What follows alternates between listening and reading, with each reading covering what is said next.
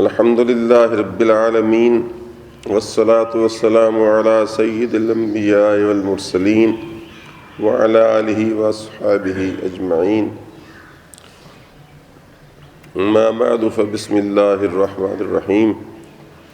وارکعوا مع الراکعین صدق اللہ العظیم۔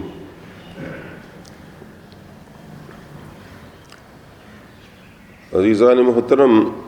اللہ رب العزت نے ہم پر نماز فرض بھی کی ہے اور نماز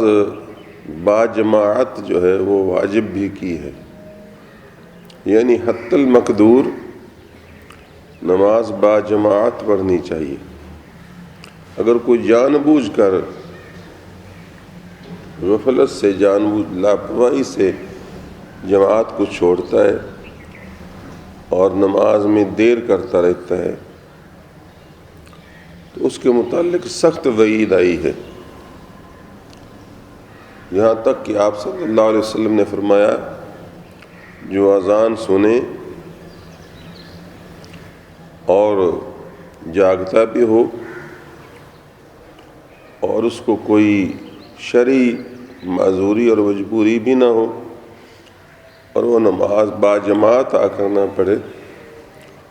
تو رحمت للعالمین ہونے کے باوجود میرا جی چاہتا ہے کہ میں اس کے گھر کو جا کر آگ لگا دوں۔ اس لیے مسلمان کو حتی المقدور نماز با جماعت پڑھنی چاہیے۔ قرآن کریم میں یہ ورکعوا مع الراکعین کہہ کر واجب کر دی گئی کہ اور رکوع کرو رکوع کرنے والوں کے ساتھ۔ یہ اس لیے کہا گیا کہ رکوع کرو رکوع کرنے والوں کے ساتھ، یوں نہیں کہا گیا سجدہ کرو سجدہ کرنے والوں کے ساتھ، یا قیام کرو قیام کرنے والوں کے ساتھ، یا تحیات پڑھو تحیات پڑھنے والوں کے ساتھ۔ اس میں بھی ایک چھپا ہوا راز ہے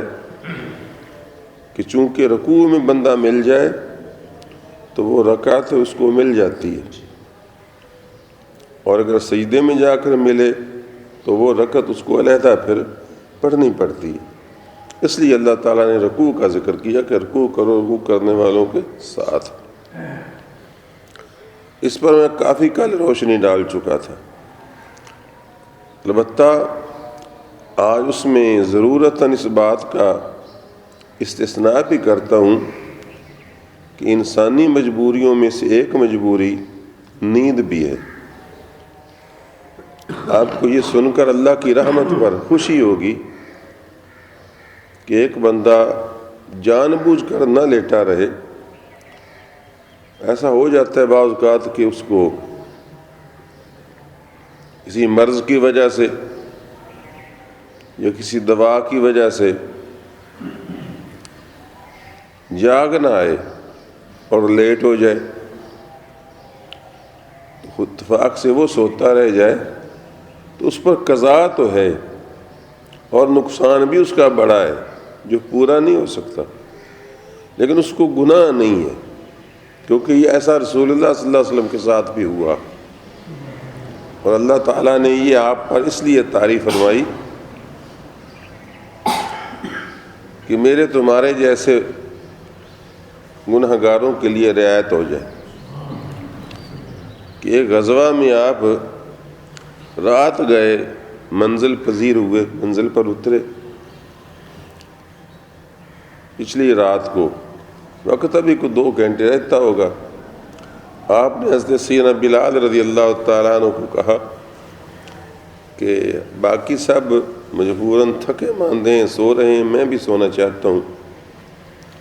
وہ خادم خاص تھے، فرمایا تم ہمت کرو تم جاگتے رہو اور دھیان رکھنا کہ نماز پاؤ پھٹے طلوع ہو سورج کے قریب تو ہمیں جگا دینا سب کو، تاکہ ہم جلدی سے نماز ادا کر لیں اور یہ جسمانی سکون بھی تھوڑا سا عطا ہو جائے۔ حضرت بلال حبشی رضی اللہ تعالیٰ عنہ ایک اونٹ کو بٹھا کر اس کے ساتھ تکیہ لگا کر سورج کی طرح منہ کر کے بیٹھ گئے۔ یہ منظر اسی طرح بیان ہوئے۔ مقصد یہ تھا کہ میں یہاں بیٹھے، ایک تو پاؤں کے بل بیٹھا ہوں، تو پاؤں کے بل بیٹھے کو نیند نہیں آتی، اور دوسرا یہ ہے کہ وہ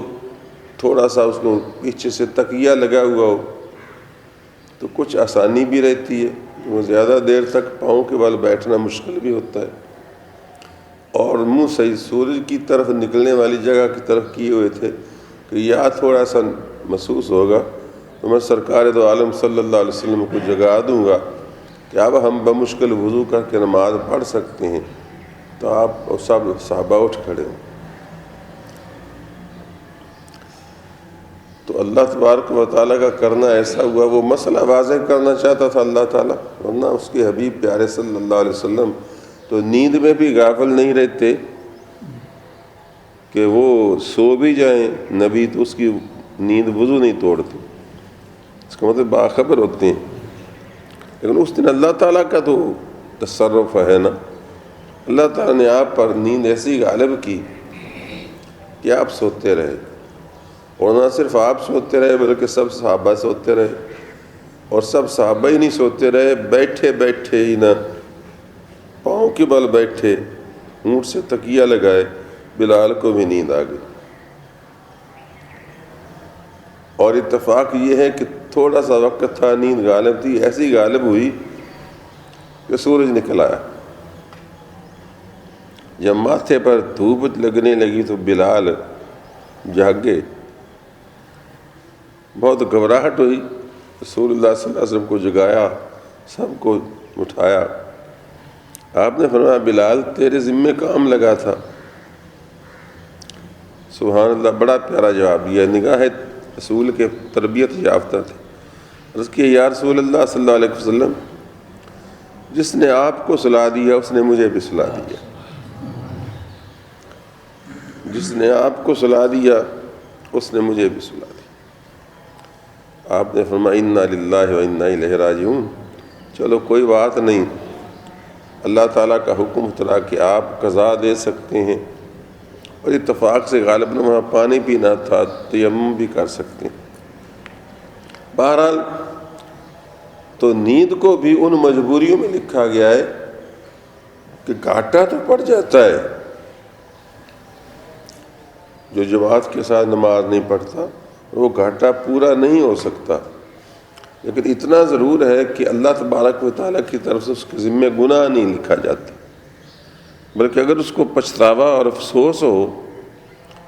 تو ہو سکتا ہے کہ اس کی اتنی تلافی کر دی جائے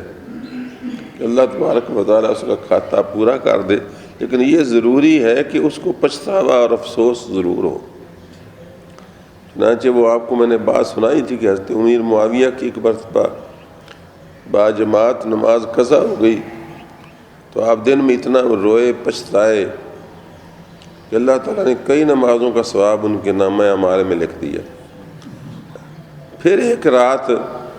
ان کے کمرہ خلوت میں، تنہائی میں جہاں وہ سوتے تھے اور وہاں کوئی داخل نہیں ہو سکتا تھا، تو صبح و سویرے کسی نے آوازیں دے دے کر جگانا شروع کر دی کہ معاویہ جاگو، اٹھو، نماز ادا کرو۔ آپ کو گھبراہٹ سی ہوئی کیونکہ وہ زمانہ ناموافق زمانہ تھا، آپ سے پہلے 3 خلفاء شہید ہو چکے تھے، اور آپ نے اس وجہ سے سیکورٹی کا انتظام کیا ہوا تھا۔ حضرت عمر شہید ہوئے، حضرت عثمان شہید ہوئے، حضرت علی مرتضیٰ شہید ہوئے، تو آپ نے سیکورٹی کا تھوڑا سا انتظام کر رکھا تھا احتیاطاً، کا ہر کوئی آپ کے کمرے میں نہیں آ سکتا تھا رات کے وقت۔ تو سوچا کہ میرا کمرہ خلوت ہے، اس میں کس کو جرأت ہو کہ وہ آ کر مجھے آوازیں دے رہا ہے۔ پوچھا کون ہو؟ اس نے کہا میں ابلیس ہوں۔ فرمایا تمہارا کام تو سلانا ہے نہ کہ جگانا۔ وہ بولا پچھلے دنوں آپ کی نماز قضا ہوئی تھی نا، تو آپ اتنا روئے تھے کہ آپ کے نامہ اعمال میں اللہ نے کئی نمازیں لکھ دیں، تو میں نے کہا آج ان کو وقت پر ہی جگا دوں، زیادہ نمازوں کا فائدہ تو نہ پہنچے ان کو۔ تو ایسا بھی ہو جاتا ہے۔ اور ایسی صورت میں یہ بھی ایک حکم ہے جو مستقل با جماعت نماز ادا کرتا ہوں. اور الحمدللہ مجھے ایسا لگ رہا ہے کہ آج شاید کئی سالوں کے بعد میری نماز تنہا ہوئی ہے. تو ایسی صورت میں اللہ تبارک و تعالیٰ کی طرف سے کچھ کرم کی امید ہے، لیکن مجھے اس کا افسوس آج بڑا ہے. اتنا بڑا افسوس ہے کہ میرا ہمت نہیں پڑ رہی تھی کہ میں آپ کو اس موضوع پر بات کروں. کہ میں نے کہا چلو ان کو یہ مسئلہ اس پہ سمجھا دیں. ایسی صورت میں فقہائے کرام نے، صوفیاء کرام نے لکھا ہے کہ ویسے تو مکمل جماعت ہوتی ہے 3 کے ساتھ، کم از کم ایک امام ہو اور مقتدی ہو. اور اگر جماعت جا رہی ہے اور ایسا صورت ناممکن ہو کہ 3 ملیں تو 2 کی جماعت بھی ہو جاتی ہے. اور ایسا بھی اگر ممکن نہ ہو تو اکیلا بھی اگر ہمیشہ با جماعت نماز پڑھتا ہے اور اتفاق سے قسمت کا مارا کبھی ایسا صورت پیدا ہو جائے تو وہ دل میں نیت کر لے کہ میں جماعت کروا رہا ہوں اور جماعت کے ساتھ نماز پڑھ رہا ہوں، تو اللہ تعالیٰ اس کے جو کرامن کاتبین فرشتے ہیں ان کو حکم دیتا ہے کہ تم اس کے پیچھے جماعت میں شامل ہو جاؤ. اور اس کو حکم بھی ہے کہ زیادہ ذرا تھوڑی سی اونچی آواز سے سمع اللہ لمن حمدہ اللہ اکبر یہ کہتا جائے تو وہ ایک 7 والی رکعت تک سنائی دینے کے قابل ہو. تو اس کی رحمت جو ہے اس سے بعید نہیں کہ وہ اس کو کوریج دے دے. کیونکہ آپ نے یہ تو سنا ہے نا کہ دنیاوی حکومتیں بھی بوڑھے ملازمین کو پینشن دیتی ہیں اور ان کو مجبوری کی حالت میں پراویڈنٹ فنڈ، بینیولنٹ فنڈ، بہبود کے فنڈ، مرض کے فنڈ دیتی ہیں کہ انہوں نے اپنی زندگی حکومت کی خدمت میں گزار دی تو حکومت بھی ان کو کمپنسیٹ کرتی ہے، ان کی تلافی کرتی ہے، ان کو پینشن دیتی ہے، ان کی بیماری کا علاج کرواتی ہے. چنانچہ مجھے اب 11 سال ریٹائر ہو گئے لیکن ابھی تک مجھے 40,000 مہینہ پینشن ملتی ہے. جب دنیاوی حکومتیں بوڑھے اور مریض ملازم کو چھٹی دینے کے باوجود بھی کوریج دیتی ہیں تو اللہ تعالیٰ کی جو رحمانی حکومت ہے وہ بھی اپنے بوڑھے پینشنروں کو اور اپنے بیمار ملازمین کو وہ بھی رحمت کی پینشن دیتی ہے. اللہ تبارک و تعالیٰ اس کی رعایت کر دیتا ہے. بلکہ ایک حدیث میں یہاں تک آیا اذا مرض العبد، جب بندہ بیمار ہو جاتا ہے اور وہ عمل کے قابل نہیں رہ جاتا، اس سے اتنا عمل نہیں ہو پاتا جتنا وہ جوانی میں کیا کرتا تھا، اللہ تعالیٰ یقول للملائکہ، فرشتوں سے کہتا ہے ان اکتبوا لہ احسن ما کان یعمل فی الصحۃ والرخاء، کہ اب اس کے نامہ اعمال میں اس سے زیادہ اچھا عمل لکھتے رہو جو وہ یہ صحت، تندرستی اور آسودگی کے زمانے میں کیا کرتا تھا نا، تو بغیر کیے اتنا اس کے نامہ اعمال میں لکھتے رہو، کیونکہ یہ بیماری، یہ تکلیف، یہ کمزوری میرے حکم سے، امر سے ہی واقع ہوئی ہے. تو میری رحمت سے یہ بعید ہے کہ میں اب اس بوڑھے پینشنر کو کاٹ دوں اس کا اجر، بلکہ اس کا اجر آپ پورا، بلکہ پورے سے بھی زیادہ ہی لکھتے رہو. یہ اس لیے نہیں سنایا کہ آپ لوگ اور میں نماز میں باجماعت میں سستی کریں، بلکہ اس لیے کہ اگر خدا نہ خواستہ آپ اکیلے بھی رہ جائیں تو نیت کر لیں کہ میں جماعت کروا رہا ہوں. کیونکہ بندے کے فرشتے جو ہیں اس کا انتظار کرتے ہیں، جب عمل کرے تو لکھتے ہیں نا. اب اس کا روزانہ عمل لکھا جاتا تھا باجماعت نماز پڑھنے کا، تو وہ انتظار کرتے ہیں کہ کسی صورت میں اس کا کور ہو جائے جب وہ دیکھتے ہیں کہ اس کو اب مجبوری ہے تو وہ اس کے پیچھے نماز میں شامل ہو جاتے ہیں تاکہ اس کی نماز پوری ہو جائے۔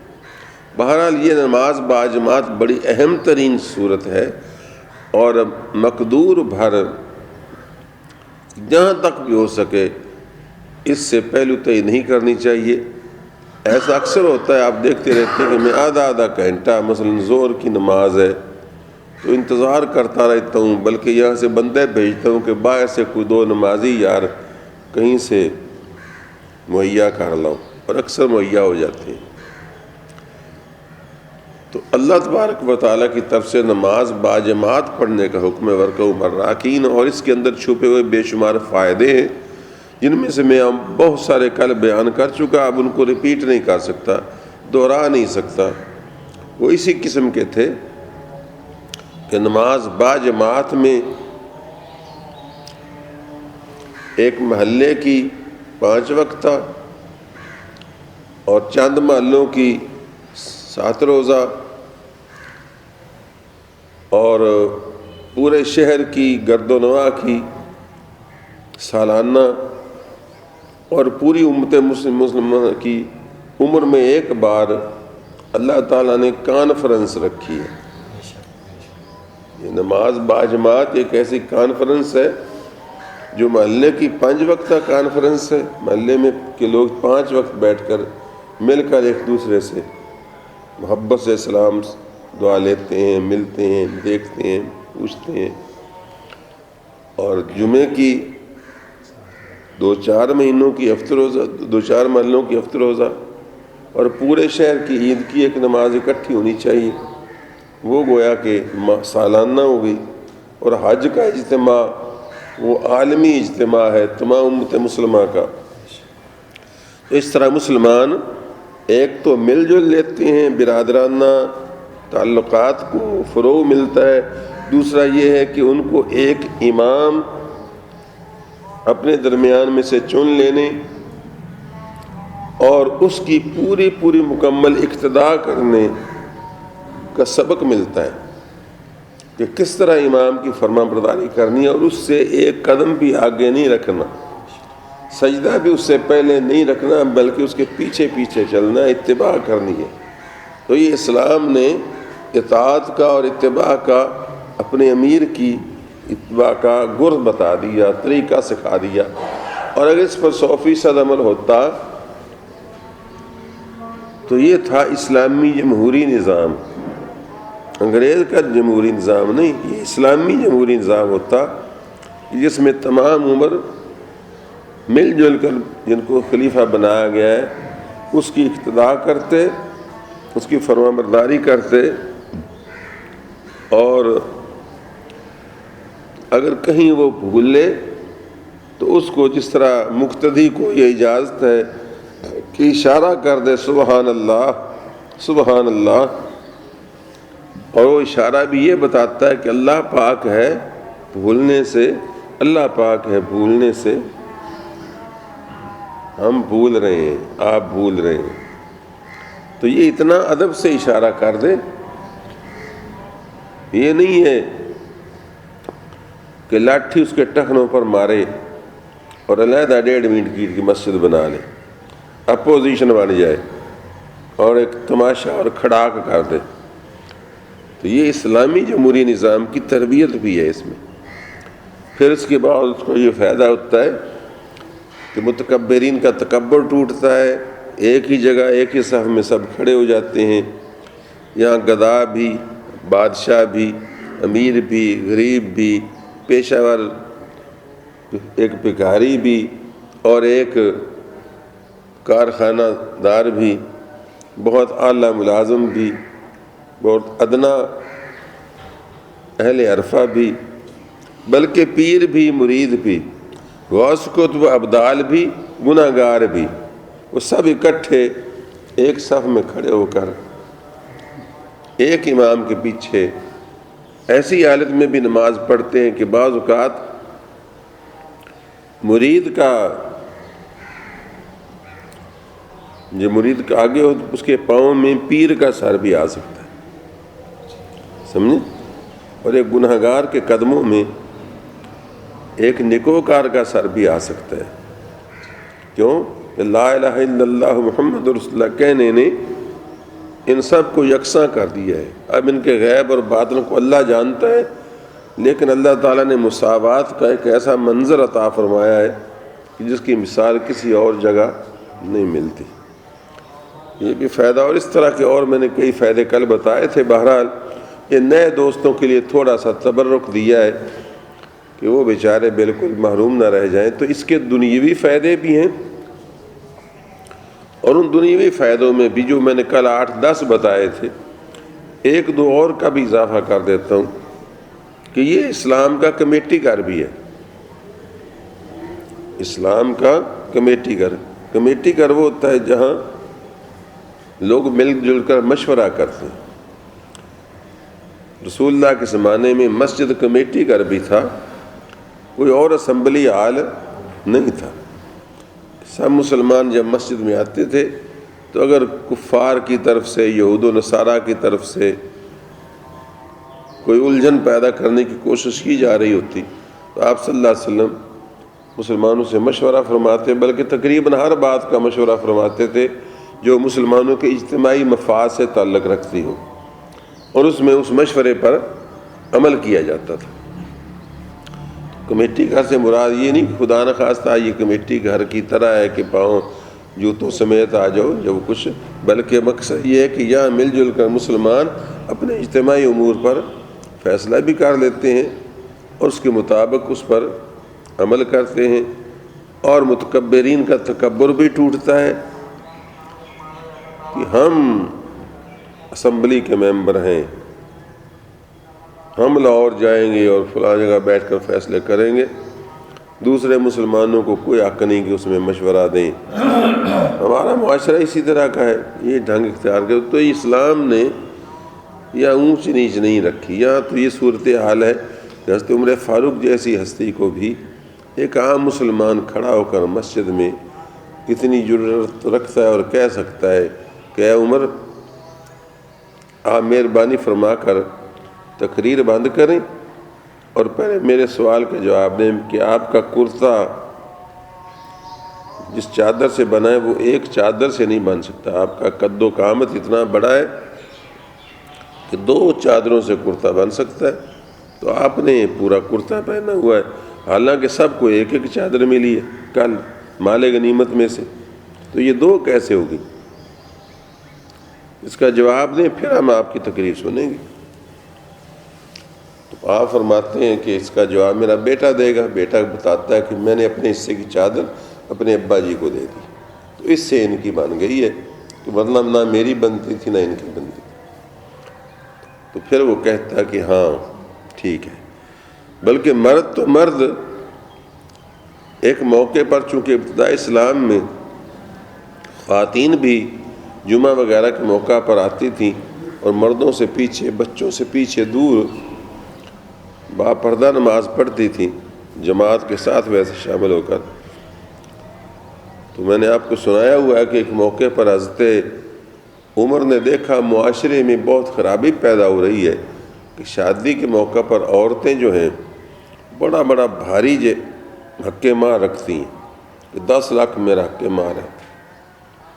تو رسول اللہ صلی اللہ علیہ وسلم نے یہ بھی فرمایا کہ عورت وہ بہت اچھی عورت ہے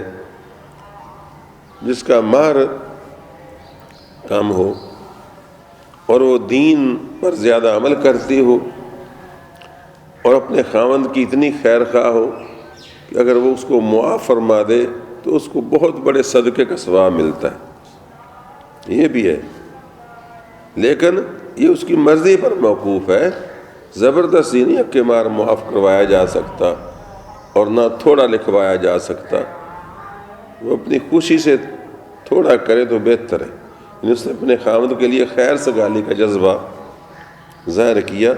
اور جو پہلے ہی خامد پر احسان کر لے گی اور خامد کو احساس ہوگا کہ اس نے مجھ پر احسان کیا ہے،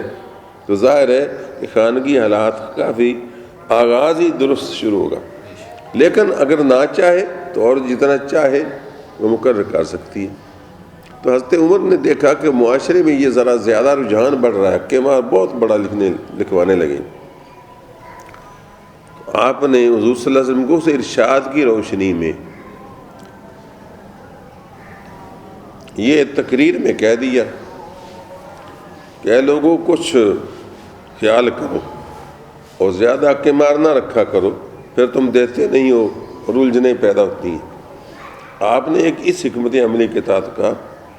لیکن اس سے ایک تاثر یہ پیدا ہوتا تھا کہ شاید عورت کے حقوق جو ہیں وہ محدود کر دیے گئے ہیں۔ تو ایک عورت با پردہ کھڑی ہوئی اور اس نے حضور صلی اللہ علیہ وسلم عمر فاروق رضی اللہ تعالیٰ عنہ کو برملا۔ عورتیں حافظ قرآن ہوتی تھیں، قرآن کا علم انہوں نے حاصل کیا ہوتا تھا، تو کہنے لگی کہ اے عمر،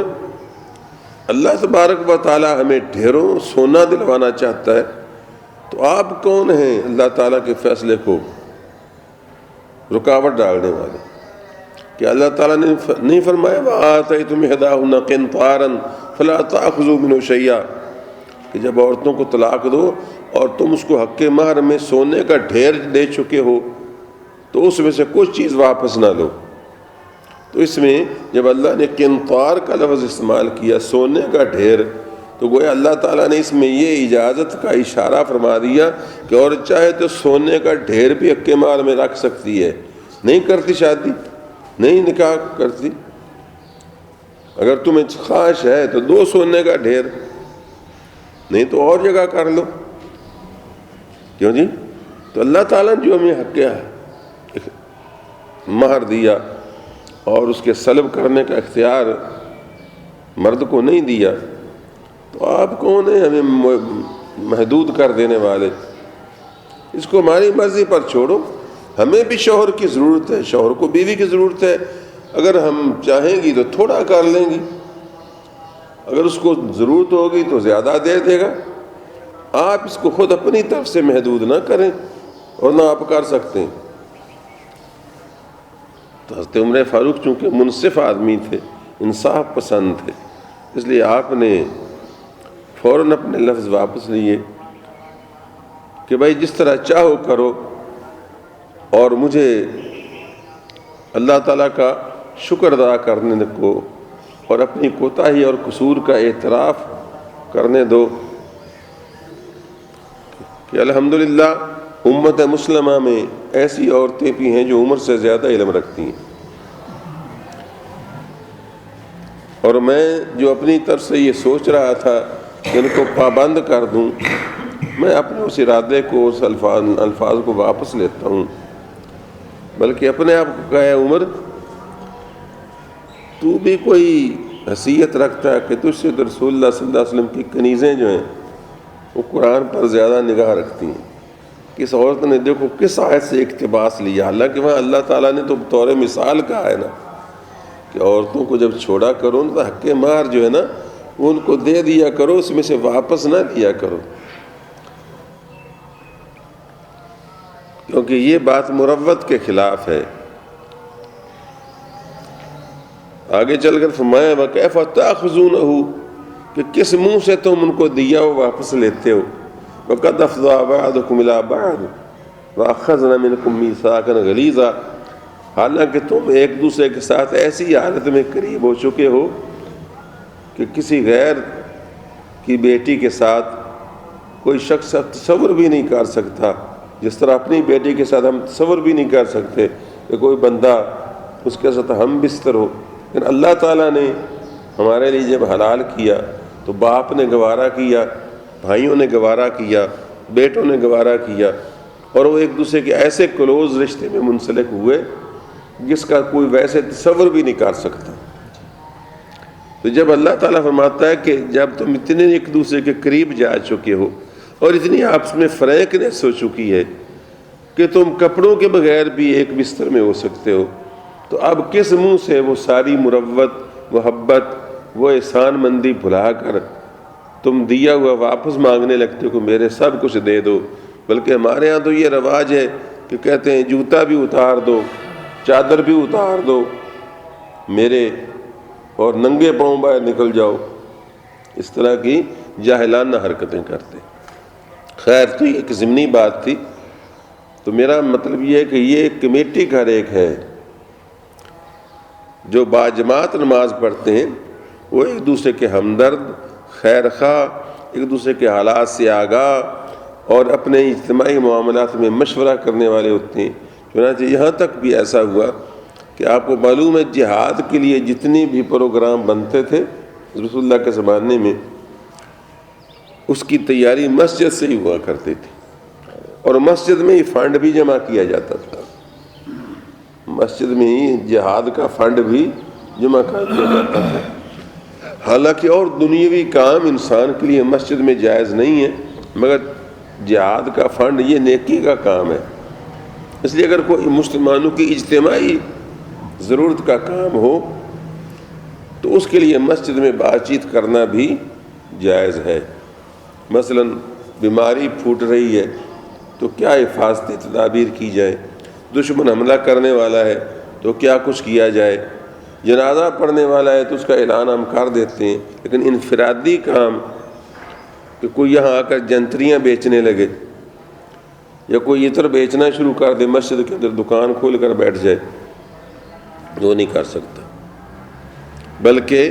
اپنی گھریلو باتیں بھی دو بندے بیٹھ کر نہیں کر سکتے۔ لیکن جو مسلمانوں کا اجتماعی مسئلہ ہے وہ دینی مسئلہ ہے، وہ مسجد میں باجماعت آتے ہیں نا جو لوگ بیٹھ کر وہ کر سکتے ہیں، اور اس پر کوئی رکاوٹ نہیں ہوتا کہ فنڈ بھی جمع کر سکتے ہیں۔ بہرحال یہ دنیاوی فوائد میں نے کچھ ذکر کیے، بڑی بات تو یہ ہے کہ نماز باجماعت میں دینی فائدے ہیں، اور وہ دینی فائدے میں اختصار کے ساتھ عرض کر دیتا ہوں کیونکہ وقت ذرا زیادہ سا محسوس ہونے لگا کہ دینی فائدہ سب سے بڑا تو یہ ہے کہ مسلمانوں میں اتفاق اور اتحاد کے ساتھ ساتھ ایک ایسی گارنٹی مل جاتی ہے نماز کے قبول ہونے کی جو دوسری صورت میں شاید نہیں مل پاتی۔ آپ صلی اللہ علیہ وسلم نے فرمایا کہ میری امت کے 40 مومنین اکٹھے ہوں گے تو ان میں ضرور اللہ کا ایک ولی ہوگا۔ اس وجہ سے اکٹھے جماعت جب نماز پڑھ رہے ہیں اور ان میں ہمارے جیسے کوئی ناقص بھی ہیں جن کے عقل و شرب میں حرمت درائی ہے، یعنی کھانے پینے میں بے احتیاطی ہیں، کاروبار میں بے احتیاطیاں ہیں، غلط قسم کا پیسہ جمع ہو جاتا ہے جیسا کہ آج کل چل رہا ہے، یا یہ ہے کہ بعض اپنے گناہوں کی وجہ سے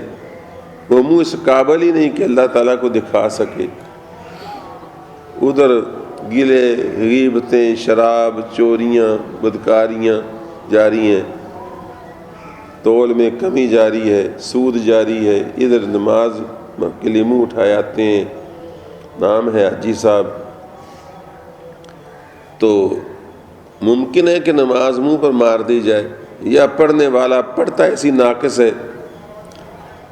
کہ ارکان کی تعدیل موجود نہیں۔ تعدیل ارکان واجب ہے، یعنی یہ واجب ہے کہ تم ہر رکن اس طرح ادا کرو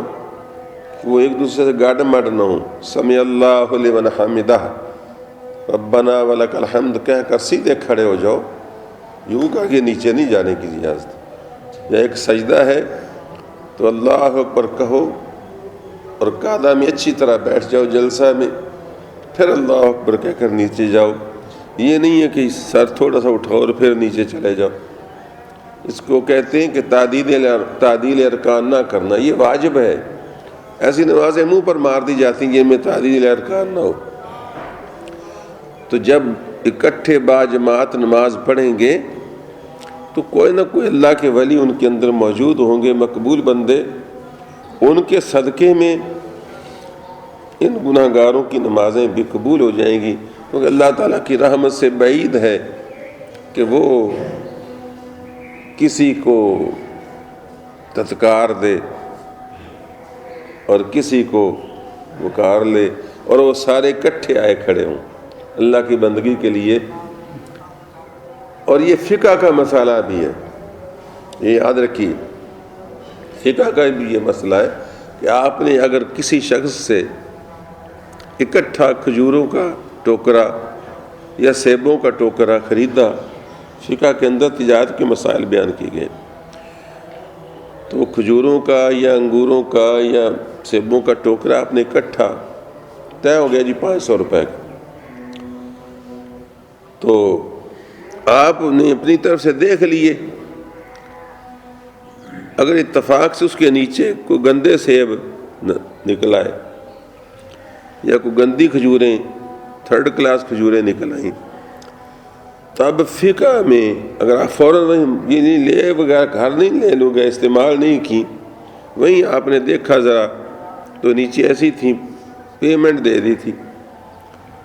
تو اگر آپ نے مجلس نہیں بدلی تو آپ اپنا سودا واپس کر سکتے ہیں، لیکن یوں سودا واپس نہیں کر سکتے۔ ہاں رضامندی سے کر سکتے ہیں کہ اگر وہ خود کہے کہ ٹھیک ہے وہ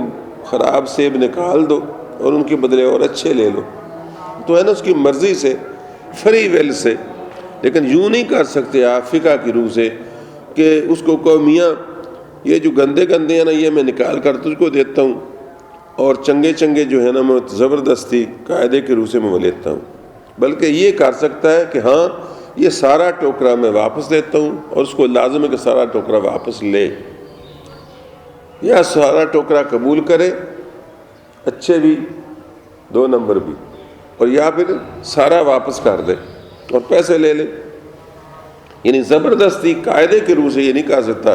کہ اچھے اچھے ٹال کر ماٹھے ماٹھے نکال کر کو وصول کرے۔ تو اب اللہ تبارک و تعالیٰ جب بندوں سے اس کی عبادتیں اکٹھے قبول کر لیں، یعنی 100 بندے کی نماز اکٹھی اللہ کی بارگاہ میں حاضر ہو رہی ہے،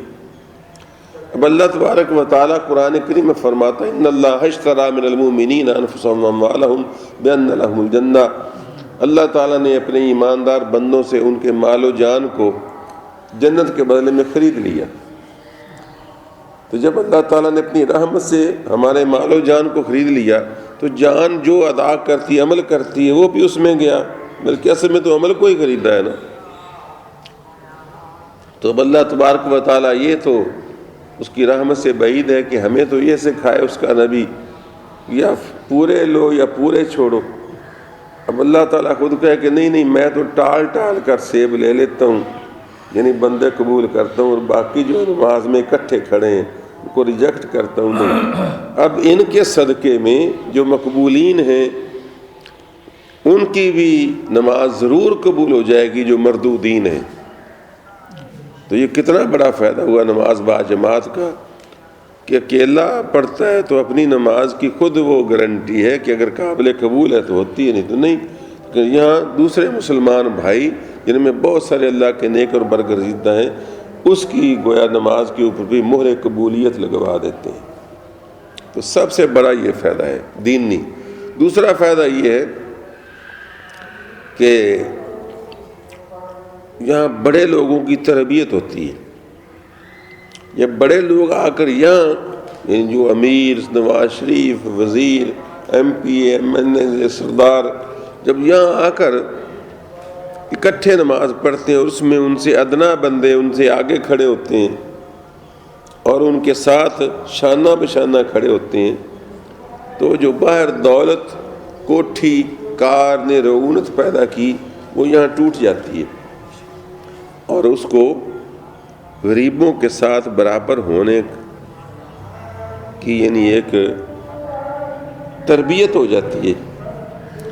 کہ کسی بھی موقع پر اگر کوئی غریب آدمی بھی ایک بات کہہ دے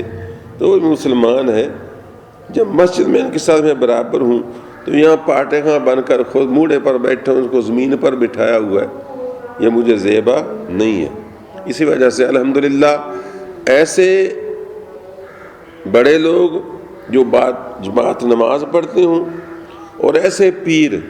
جو شریعت غرہ پر عمل کرتے ہوں وہ مریدوں کو بھی نہیں بیٹھنے دیتے اس حال میں کہ خود پلنگ پر بیٹھے ہوں اور مرید سارے زمین پر بیٹھے ہوں۔ یہ وہ لوگ کرتے ہیں پیر ہوں یا جاگیردار جن کی تربیت صحیح طور پر نہ ہوئی ہو۔ تو یہ چیزیں یہ نماز با جماعت میں سے دین نہیں ملتی ہیں۔ اور ان سب سے بڑھ کر یارو یہ بات ہے کہ تم جب با جماعت نماز کے لیے آؤ گے تو مسجد کی طرف جتنے قدم چل کر آؤ گے ایک ایک قدم پر نیکی لکھی جائے گی،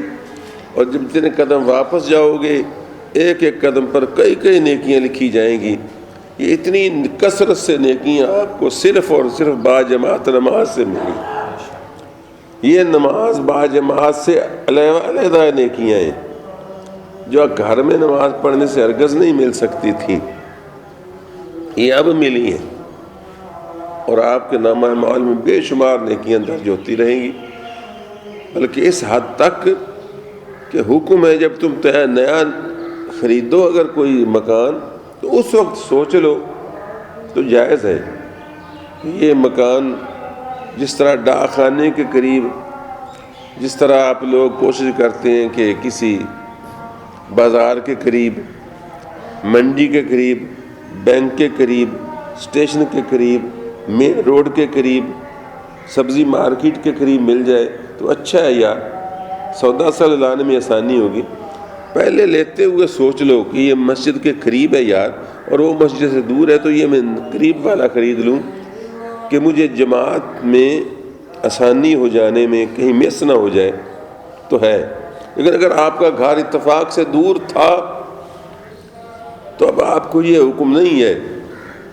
کہ تم مسجد کے ارد گرد قیمتیں بڑھا دو. جی،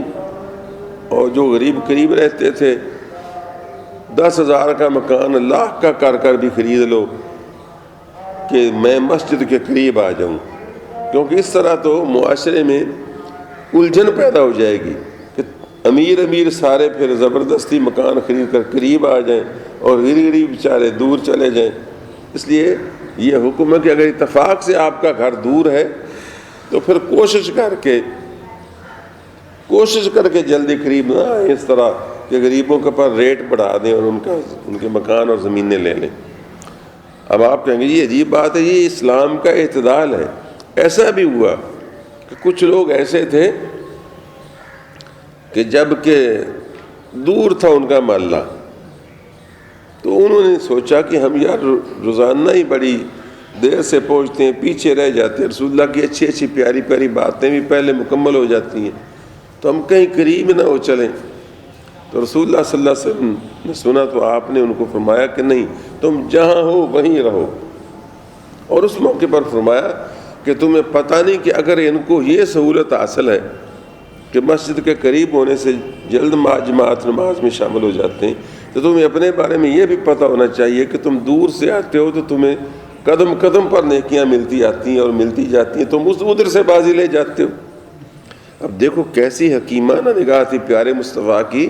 کہ معاشرے میں الجھنے نہیں پیدا ہونے دیتے تھے. یعنی اوور گیدرڈ نہیں چاہتے تھے کہ مسجد کا گرد و نواح جو ہے وہ ہجوم سے بھر جائے اور لوگوں کے لیے رہنا دشوار ہو جائے اور قیمتیں بڑھ جائیں. ان کو دوسری خوشخبری دی، ان کو یہ خوشخبری دی.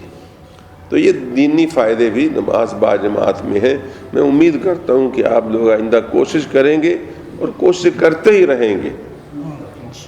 کہ باجماعت نماز ادا کریں، اور اگر کبھی کوئی رہ جائے تو استغفار کریں،